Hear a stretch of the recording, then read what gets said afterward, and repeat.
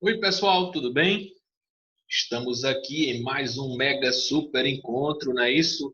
Com a história do Brasil, me apresentando como mega super ultra Marcos André. Vamos rapidamente hoje recapitular, pois na aula passada estivemos analisando a República da Espada, não foi isso? Trabalhamos o governo de Deodoro da Fonseca, trabalhamos o governo de Floriano Peixoto, e agora, né, gente, vamos nada mais, nada menos do que analisar o domínio oligárquico na República Velha. Ou seja, nós vamos analisar a partir de agora alguns elementos de controle oligárquico na República Velha. Show de bola? Política do café com leite, show de bola. Política dos governadores, show de bola. E o coronelismo e o voto de Cabresto. Para iniciar esse mega encontro, vamos analisar a política do café com leite. Professor, como é que funcionou a política do café com leite? É um revezamento entre São Paulo e Minas Gerais no comando e no poder aqui no Brasil. Eles se alternavam na presidência do Brasil. Uma hora tínhamos um presidente eleito por Minas Gerais, outrora nós tínhamos um presidente eleito por São Paulo. Eles ficavam se alternando, sustentavam o presidente de acordo com os seus interesses. Era essa a essência do governo do Brasil dentro da República Velha. Ou seja, São Paulo e Minas Gerais se revezando. Mas por que, professor, política do café com leite? São Paulo dos cafeicultores, Minas Gerais dos produtores de leite. E isso era um mecanismo natural para afastar quem? As oposições. Principalmente os militares. Vocês vão perceber que a partir de agora o Brasil vai ser governado por civis. E havia, né, gente, um certo cuidado para distanciar o comando e o poder do Brasil dos militares. Foi um período, né, gente, de estabilidade política nacional. Mas nós vamos conhecer muitos movimentos sociais aqui, viu, gente? Vamos analisar revoltas sociais, como a de Canudos, como a de Contestado, como a da Chibata, não é isso, gente? São insurreições como a revolta da vacina. Nós vamos analisar essas insurreições de forma bem aprofundada lá na frente. Controle, né, gente, de partidos locais sobre a política nacional. Ou seja, né, gente, o PRP, né, gente, Partido Republicano Paulista, e o PRM, Partido Republicano Mineiro. Nesse contexto, nós vamos ter ainda a personificação do domínio oligárquico no Brasil, claro, né, gente? Algumas famílias tradicionais vão aproveitar-se desse mecanismo para se fortalecer cada vez mais. Show de bola? É isso aí, política do café com leite. Agora vamos, né, gente, analisar a famosa política dos governadores. Essa política dos governadores foi criada no governo de Campos Salles. Professor, na essência, como é que funcionava essa política dos governadores? Muito simples.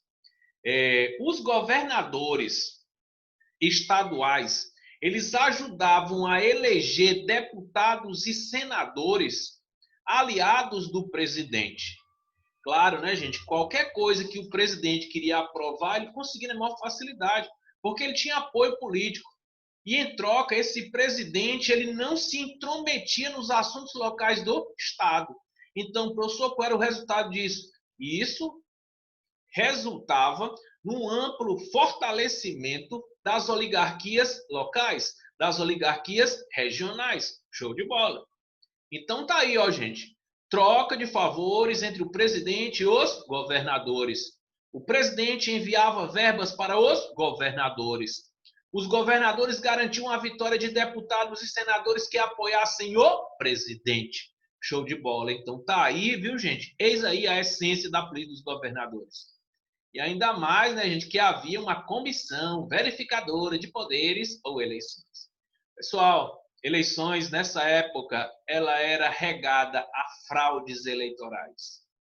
Ela era, né, gente, regada a um amplo controle dos coronéis sobre o cenário político nacional. Então, voto de cabresto, o voto de curral, né, também chamado, tudo isso aí, gente, é a essência dessa política dos governadores. Show de bola? Posse à frente. Vamos agora analisar o coronelismo. Estamos analisando um período, gente, que retarda o final do século XIX. Se a gente for para analisar, a nossa economia ela era essencialmente o quê? Agrária. Então, professor, quer dizer que nesse tempo, se era uma economia agrária, então nós vamos ter um forte domínio dos coronéis. Coronéis eram grandes proprietários de terra, não é isso? Que controlavam a população. E por conta disso, através de um mecanismo conhecido chamado de voto de cabresto, eles controlavam o voto, ou seja, o voto era aberto, o voto não era secreto. Então, logicamente, que eles faziam o quê? Eles impulsionavam, né, gente? Eles mandavam que a população que morasse dentro das suas terras votasse no candidato que lhes favorecesse, que favorecesse ao coronel. A essência era essa. Então, professor, quer dizer que o voto era aberto, não secreto, quer dizer então que na hora que um cara da comissão eleitoral perguntasse em quem eu iria votar, eu falaria isso facilmente, é isso na essência? Exatamente. Era essa a essência do voto de cabresto. Então tá aí, né, gente? Vamos analisar. Sistema de dominação local, municipal, claro, né, gente, com os coronéis. Base da dominação oligárquica nacional, né, gente? Os grandes proprietários de terra dominavam. E nós vamos então agora para as práticas do coronelismo. Clientelismo. Me ensine, professor, como é que funcionava isso? Clientelismo era muito simples. Quando no caso, né, gente, de o filho de um dos moradores da fazenda, da grande propriedade de terra do latifúndio adoecia, quem dava assistência era o proprietário da terra. Era ele quem pedia, quem enviava o médico para curar, sarar o menino. Quer dizer, então, professor, que isso era clientelismo? Era. Então, quer dizer que havia uma dívida entre ele, morador da terra, e o dono da terra? Correto. Quando ele comprava, né, gente, 1 litro de... Quando ele comprava, melhor dizendo, quando ele entregava para o morador, no caso, quando ele entregava a ele uma fazenda, ou seja, um corte de tecido para que fosse feito um vestido para a sua esposa, era um clientelismo.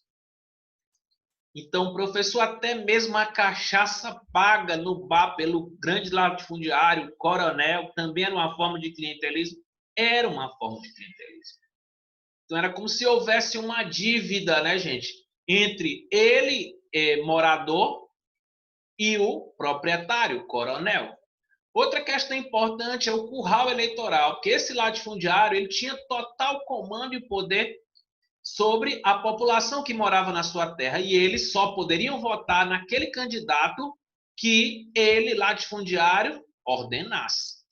Professor, e se isso casualmente não acontecesse? Era comum na porta dos colégios eleitorais estarem jagunços do coronel, onde eles ficavam a observar e a ouvir em quem aquele indivíduo iria votar. Então, na hora que ele abria a boca e dizia, vou votar em fulano de tal, quer dizer, então, que o jagunço estava ouvindo essa questão. Isso poderia resultar até na morte daquele morador da terra, casualmente ele não votasse no candidato do coronel. É por isso que vocês veem muitas charges, já foi inclusive charge de Enem, aquele cara todo de terno e paletó puxando pelo cabresto outro homem de terno e gravata e mais com a cabeça de burro, que autentificava, né, gente, a questão do voto de cabresto. Fraudes eleitorais, votos eram trocados nas urnas, votos de candidato X eram retirados, e no caso a violência, é aquilo que eu me referi anteriormente. Se casualmente ele não votasse, o trabalhador não votasse no candidato mencionado pelo latifundiário, isso poderia acarretar, no caso, de uma extrema violência sobre ele. Que tipo, professor, de violência? Poderia ser uma surra, espancamento, poderia ser a expulsão da terra, poderia ser até a morte. Show de bola? Professor, é importante destacar que até mesmo nos dias atuais, a gente critica esse modelo, mas a gente tem que saber, tem que entender que nos dias de hoje existe sim muito clientelismo e voto de cabresto. Compra de votos, por exemplo. Show de bola? Temos que ter muito cuidado. Por isso é tão importante a gente se voltar para o nosso passado, para a gente poder entender o nosso presente e até mesmo o nosso futuro. Porque o que está acontecendo hoje no cenário político nacional é muito parecido com o que acontecia aqui, né, gente, no final do século XIX, com essa questão do coronelismo. Show de bola? Então, professor, agora nós vamos analisar os governos oligárquicos. Show de bola? Professor, é quando os governos vão ficar nas mãos dos civis. E o primeiro que nós vamos analisar foi nada mais, nada menos do que Prudente de Moraes. É o primeiro presidente civil do Brasil. Vai governar de 1894 a 1898.